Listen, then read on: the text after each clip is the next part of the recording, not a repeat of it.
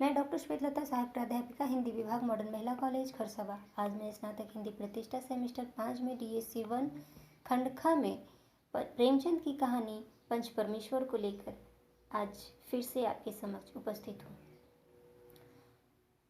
पंच परमेश्वर प्रेमचंद की बहुचर्चित कहानियों में से एक है। इस कहानी में प्रेमचंद जी ने यह दिखाने का प्रयास किया है कि किसी के ऊपर उत्तरदायित्व आ जाने से मनुष्य अपनी व्यक्तिगत परिधियों से ऊपर उठ जाता है। प्रस्तुत कहानी में प्रेमचंद जी के आदर्शोन्मुख यथार्थवाद की सफल अभिव्यक्ति देख पाते हैं। इसमें लेखक का उद्देश्य यह दिखलाना है कि जब न्याय करने के लिए किसी व्यक्ति को पंच परमेश्वर मनोनीत किया जाता है तो वह व्यक्ति अपने व्यक्तिगत स्वार्थों को भूल जाता है और उसकी वाणी में ईश्वर का वास होता है। कहानीकार ने इसी तथ्य को दर्शाने के लिए पंच परमेश्वर शीर्षक कहानी की रचना की है।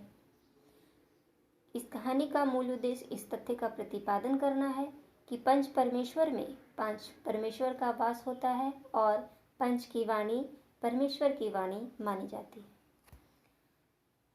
कहानी में जुम्मन शेख और अलगू चौधरी, जो एक दूसरे के अलग अलग झगड़े में पंचायत करने के लिए चुने जाते हैं, दोनों पारस्परिक मित्रता का नाता भूलकर वही फैसला करते हैं जो न्यायपूर्ण होता है। जुम्मन का मित्र अलग होकर अलगू के विरुद्ध फैसला लेता है क्योंकि जुम्मन शेख उसकी नज़र में दोषी है और इसी तरह जुम्मन, जो अलगू से बदला लेने की भावना से उत्तेजित होता है, पंच के आसन पर आकर उसके विरुद्ध फैसला नहीं कर पाता है क्योंकि अलगू निर्दोष है। इस तरह प्रेमचंद ने यह सिद्ध करने का प्रयास किया है कि पंच का आसन परमेश्वर का आसन होता है। इस आसन पर बैठकर कोई धर्म विरुद्ध बात नहीं बोल पाता है। इस प्रकार न्यायपालन के रूप में पंच के पद को परमेश्वर के पद स्वरूप दर्शाने वाली इस कहानी का शीर्षक पंच परमेश्वर युक्ति संगत और सार्थक है। पंच परमेश्वर में पंच पद के प्रति आस्था और विश्वास के भाव प्रकट होते हैं। मन में यह विचार आता है कि पंच का पद बड़े उत्तरदायित्व का पद होता है। पंच बन जाने पर हमें धर्म और न्याय की पूरी ईमानदारी से रक्षा करनी चाहिए। पंच पद पर आसीन होकर गलत और अनुचित बात बोलना धर्म विरुद्ध है क्योंकि निष्पक्ष और पूर्वग्रह मुक्त होकर फैसला करना ही पंच का धर्म और कर्म है।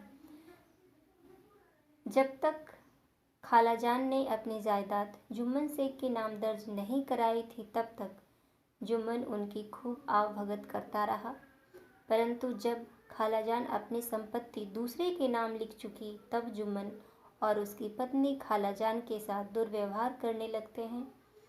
अब खालाजान को फके कसी तक की नौबत आ जाती है। ऊपर से डांट फटकार भी मिलने लगती है। खालाजान के लिए यह सब सहना मुश्किल हो जाता है। ऊब कर उन्होंने पंचायत बुलाती हैं ताकि उनके साथ न्याय हो सके। यह जानती थी कि अलगू जुम्मन का परम मित्र है।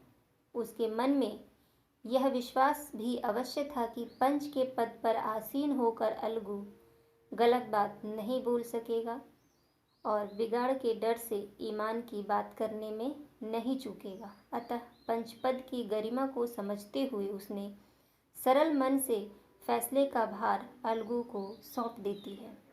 जुम्मन शेख अलगू द्वारा दिए गए फैसले के अनुसार अबाक रह जाता है। उसे कतई विश्वास न था कि अलगू उसके विपक्ष में फैसला करेगा।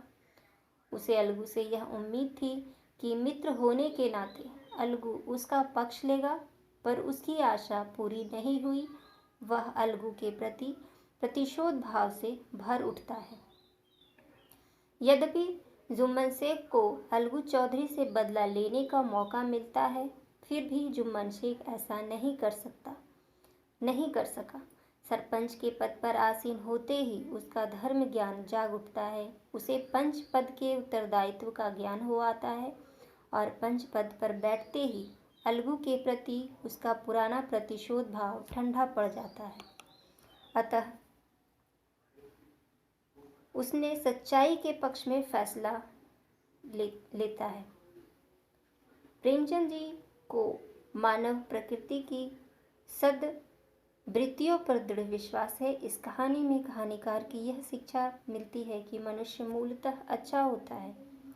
परिस्थितियों के कारण मनुष्य कुवृत्तियों के फेर में पड़ जाता है, किंतु ज्यों ही परिस्थितियां अनुकूल होती है त्यों ही उसकी आंखों पर का आवरण हट जाता है और वह अपनी मूल प्रकृति के अनुसार अच्छे आचरण करने लगता है।